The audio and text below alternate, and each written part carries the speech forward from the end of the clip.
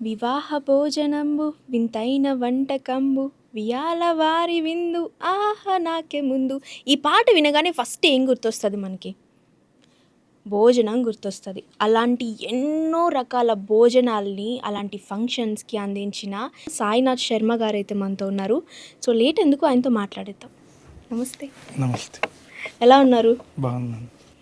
So అంటే చాలామంది catering business అని అంటే ఏదో జస్ట్ ఒక ఫుడ్ని మనం సప్లై చేసేస్తే అయిపోతుందిలే అని అనుకొని ఈ బిజినెస్లోకి వచ్చిన వాళ్ళు ఉంటారు.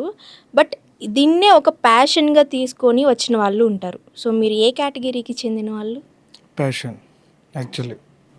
ఇంట్లో మా చిన్నప్పటి నుంచి మా ఇంట్లో వాళ్ళ మా ఫ్యామిలీ వాళ్ళందరూ కూడా ఫుడ్ సెక్షనే. అందరూ మా తాతయ్య వాళ్ళ దగ్గర నుంచి. దాని తర్వాత మా అమ్మగారు మెయిన్ ఇది ఫుడ్లో నేను రావాలి. ఎందుకంటే వంటలు చేయడం ఒక ఎత్తు, సుశీల గారే ఉండాలి అని మా అమ్మగారిని అది నేను మా అమ్మగారు కాలం చేసిన తర్వాత నేను అది చూశాను అనమాట. మా అమ్మగారికి వంటలకి నేను వెళ్ళినప్పుడు అంటే మీ అమ్మగారు చనిపోయిన తర్వాత మీరు ఈ బిజినెస్ టేక్ ఓవర్ చేశారు? లేదు, అప్పుడు లేదు, మా అమ్మగారు అసలు స్టార్ట్ చేయలేదు దీన్ని. నేను స్టార్ట్ చేసి మా అమ్మగారి పేరు పెట్టాను వాస్తవానికి. ఓకే, మీరే స్టార్ట్ చేసి మీ అమ్మగారి పేరు పెట్టారు. మా అమ్మగారు వంటలు చేసేవారు, ఆవిడ దగ్గర నేను నేర్చుకున్నాను. మా ఫ్యామిలీ అందరూ వంటలు చేసేవారు, ఆవిడ దగ్గర నేను నేర్చుకున్నాను వాస్తవానికి. సో అక్కడ కొన్నాళ్ళు ఆంధ్రాలో కొన్నాళ్ళు వంటలు చేశాను.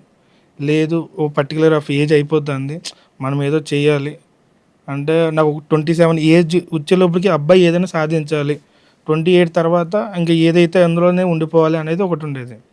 27 లోపు అబ్బాయి ఏదైనా సాధించేయాలి. సో ఈ ఏజ్కి దగ్గర పడిపోతున్నాను, అయిపోతుంది, వెళ్ళి ఏది మనకి ఇంకో స్టెప్ వేయాలని చెప్పి హైదరాబాద్ రావడం జరిగింది.